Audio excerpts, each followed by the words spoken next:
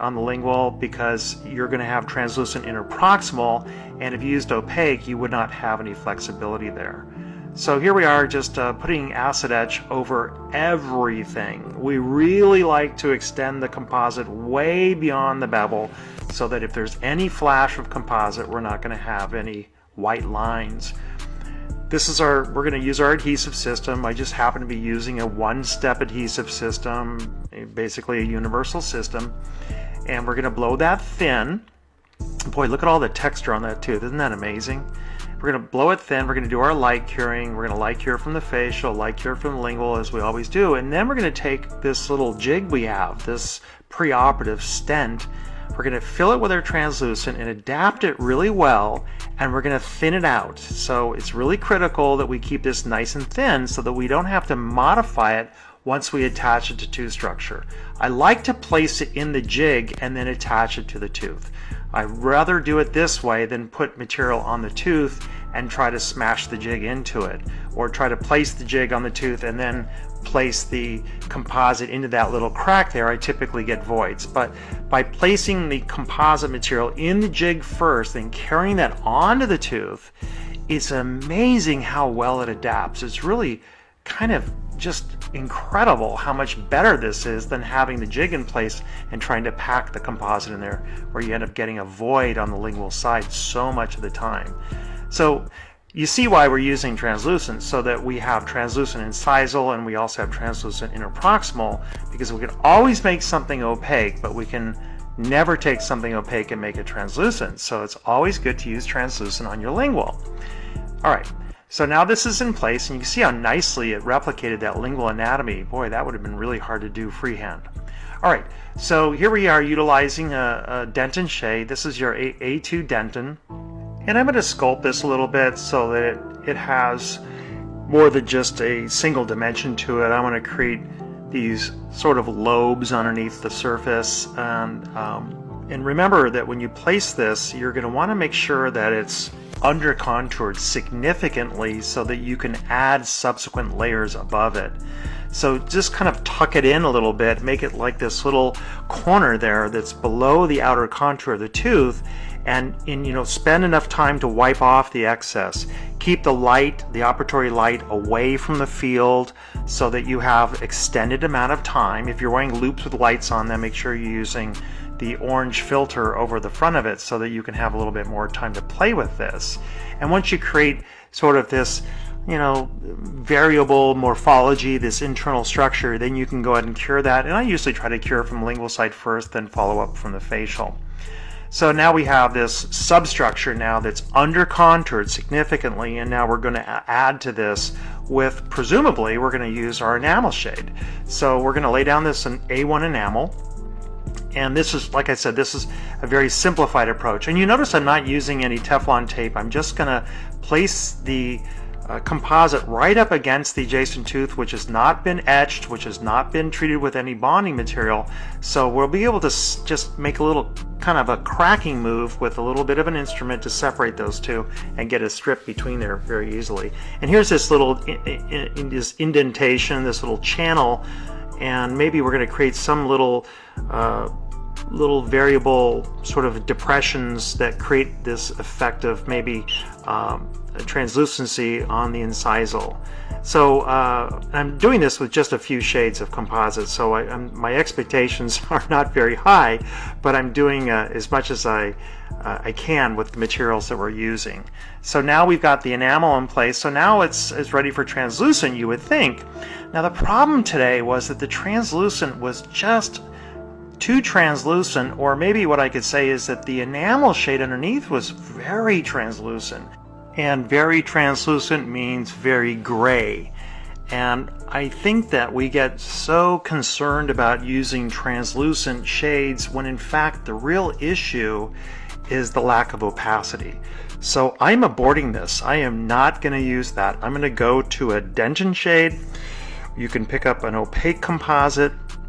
A lot of companies have opaque shades, and I think that they can rescue situations like this where you're midway through and you're thinking, oh my goodness, this is not turning out well. So I want you to remember that it's opacity that is your friend and not translucency is really a necessary aspect of composites, but it is very challenging to just use translucent composite materials and make a realistic looking Class 4 restoration. Remember, translucents allow the light through. When they allow the light through, the darkness of the oral cavity shines through the front of that composite and everybody sees that you've got this gray composite. So I would much rather have this opacity. I also noticed this in Class 5 composites. When we try to use translucents thinking that we're going to create this lifelike appearance, we end up kind of looking at this gray composite and wondering, what did I do wrong? And I think it's just a matter of understanding that it's the opacity that is going to really give you what you want in most of these situations. So I boarded that and I switched over to this more opaque composite. And you can look at it from the incisal view. I think this is going to be the reality check view for all of us on Class 4s is this incisal view, because that's where you can really determine if your line angles on that mesial are correct or not. Yes, we can get our length from the facial and we can get our overall basic contours and texture and things like that, but getting that mesial facial line angle correct really requires us to look at this from the occlusal view. Look at that incisal view. I don't mind utilizing a little micro brush to smooth things out. I also use camel hair brushes and even sometimes rubber tips and things like that to manipulate the composite. Today I'm just showing you a very simple approach. I think that this is acceptable. It's not that great, but it doesn't have any texture yet. So after we polish this, or let's just say after we contour this with the Opti discs here, and I'm starting with the coarse, and I'm going to do as much as I can with the coarse, and then I'm going to move on to the medium. And I like to spin the disc in the direction from composite to tooth. Just like when we're finishing an amalgam or finishing gold, we always go from material to tooth. And I like to do that with air spray and also sometimes water spray, so we keep the tooth nice and cool and we flush away all the excess. So I'm just working my way through the discs, and we're now on to this medium disc, and then we're going to move into the fine and then the extra fine discs of this OptiDisc system. And they come in this larger diameter and they also come in a smaller diameter.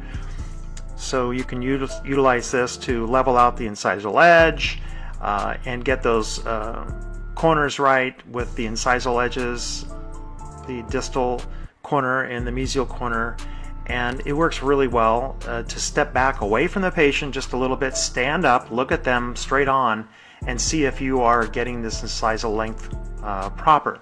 So now we've moved on to the disc, which is definitely finer. This is the fine disc, and then we're going to end up going to the extra fine here in just a second. One of the things that the discs should be doing is moving at all times. Don't let the disc just stay stationary.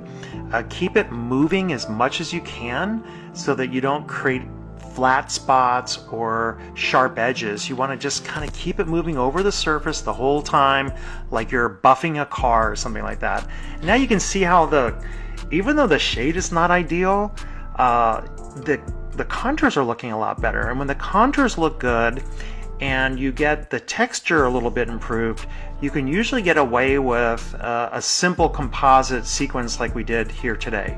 And a lot of work is done on that corner right there so that we get that embrasure a little bit more leveled out. Now there's some problems here. I have a little over contour there on the mesial. We're going to have to remove that.